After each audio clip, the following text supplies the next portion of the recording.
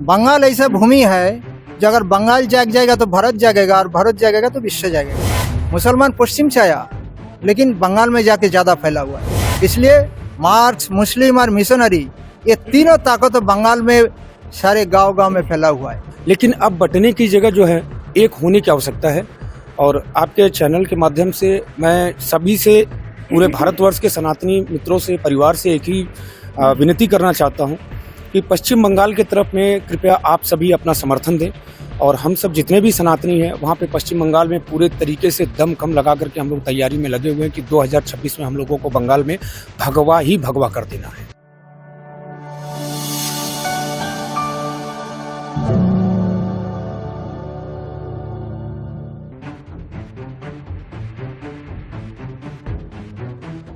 हिंदुओं में शौर्य जागरण की परंपरा जागरूक करने के लिए बंगाली हिंदुओं में विशेषकर, क्योंकि स्व सुरक्षा यही आत्मरक्षा और यही संवैधानिक हमारा अधिकार है, तो उस दृष्टिकोण से आपको कुछ विचार प्रकट करने हैं। जय श्री राम, भारत माता की जय।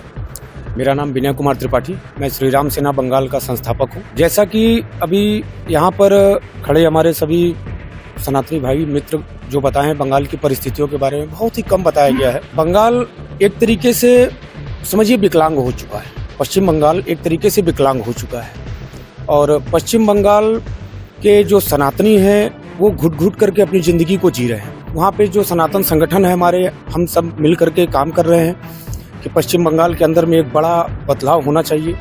और उस आशा को लेकर के ही सब एक यहाँ पे आज जो महासमागम हुआ है सनातन का, यहाँ पे हम लोग आए हुए हैं। और इसी का उद्देश्य वहाँ भी बंगाल तक पहुँचाना है कि जिस तरीके से लोग एकत्रित होने के बजाय आपस में एक दूसरे से बटे हुए हैं, लेकिन अब बटने की जगह जो है एक होने की आवश्यकता है। और आपके चैनल के माध्यम से मैं सभी से, पूरे भारतवर्ष के सनातनी मित्रों से, परिवार से एक ही विनती करना चाहता हूं कि पश्चिम बंगाल के तरफ में कृपया आप सभी अपना समर्थन दें। और हम सब जितने भी सनातनी हैं वहाँ पे पश्चिम बंगाल में पूरे तरीके से दम कम लगा करके हम लोग तैयारी में लगे हुए हैं कि 2026 में हम लोगों को बंगाल में भगवा ही भगवा कर देना है। भगवा ही भगवा 2026 में करना है। सनातन हिंदुओं को बंगाल में सनातन राष्ट्र लाने हेतु क्या प्रयास होने चाहिए? इधर जो सनातन राष्ट्र का जो उद्घोष हुआ है उस दृष्टिकोण से आपके विचार? मैं प्रकाश दास, कलकत्ता से। बंगाल को बात जब बोलते हैं तो बंगाल को बीमारू, बंगाल को अशिक्षित, बंगाल को हिंदुत्व के बारे में नहीं है, वो सेकुलर, ये सब वगैरह वगैरह सब व्याख्यान करते हैं। बंगाल ऐसा भूमि है जो अगर बंगाल जाग जाएगा तो भारत जागेगा और भारत जागेगा तो विश्व जागेगा। बंगाल का राजधानी उस जमाने के देखिए, भारत का राजधानी बंगाल होता था, ठीक है। और बंगाल में शिल्प बोलिए और शिक्षा बोलिए, उस जमाने में ढाकाई का मुस्लिम साड़ी जो होता था वो ढाका में होता था। और बंगाल में आज से नहीं, वो सदियों से धर्म भूमि और वीरों का भूमि था। एक स्वामी विवेकानंद जन्म लिया, वो दुनिया को हिंदुत्व का प्रचार किया। एक खुदीराम बच्चा वो फांसी का फंदे में चढ़ गया। पहला नारी और माता अगर कोई वीरांगना है, आज़ादी के प्राण दिया है, वो चटगांव में प्रीतिलता वाद्यधर था। बंगाल ऐसा भूमि है और गुरुओं का भूमि है और धर्म का भी भूमि है। बंगाल में अगर धर्म का बात करते हैं तो गांव गांव में लोग आज भी शंख बजाते हैं। और ऐसा बात आपको सोचना पड़ेगा कि बंगाल एक पार्टीशन स्टेट है। हम आधा बंगाल का बात करता है, हम भारत पार्टीशन का बात करता है। पार्टीशन भारत नहीं हुआ, पार्टीशन हुआ पंजाब, पार्टीशन हुआ बंगाल। भारत अगर पार्टीशन होता तो भारत का ऊपर से नीचे ऐसा आधा हिस्सा बढ़ जाता है, लेकिन बंगाल को पार्टीशन किया गया। बंगाल से बांग्लादेश, आज जो हमारा पश्चिम बंगाल है वो एक ईस्ट बंगाल भी है, पूर्व बंग भी है। और उसका साथ जो इंटरनेशनल बॉर्डर है वो 4000 किलोमीटर है और 7 स्टेट इसका साथ जुड़ा हुआ है। और इतना इंटरनेशनल स्टेट होने का बजाय हमारा वहाँ आज भी हिंदुत्व का नारा गांव गांव में लगता है, आज भी शंख गूंजता है। लेकिन हमारा जो नेता है, हमारा जो धर्म गुरु है, उसका विचार वही से खराब हुआ। गांव में जो रहता है आज भी धर्म के लिए लड़ने के लिए जानता है, लड़ता है, लेकिन हमारा नेता दिशा उल्टा दिखाता है। हमारा जो धर्म गुरु है दिशा उल्टा दिखाता है। वो भाग के उधर से इधर आके बोलता है कि हम सब एक हैं, और नेता जो वहाँ जाके पहुँचता है तब बोलता है हिंदू मुस्लिम भाई भाई है। अगर सबको अगर खून एक है तो हम बटा क्यों है? हमारा एक पार्टीशन का बाद 35 साल सीपीएम ने राज किया। मार्क्स, मुस्लिम और मिशनरी ये तीनों जो सेमेटिक धर्म है और 35 साल राज करने का बाद बंगाल में 60,000 फैक्ट्री जो बंद हुआ है और 60 से 65,000 65,000 मर्डर हुआ है, ये सीपीएम का ऑन रिकॉर्ड हिस्ट्री है। और सीपीएम जाने का बाद जो हमारा अभी तृणमूल कांग्रेस आया तो वही काम कर रहा है। अगर अगले चलते हुए जो आएगा हमारा जो पीढ़ी है, वो बच्चा ने जो शिक्षा लिया वो क्या शिक्षा लिया है? धर्म का बोध नहीं है। लेकिन ये बदलने के लिए अगर अगले आ जाएगा तो भी हमारा काम करना पड़ेगा।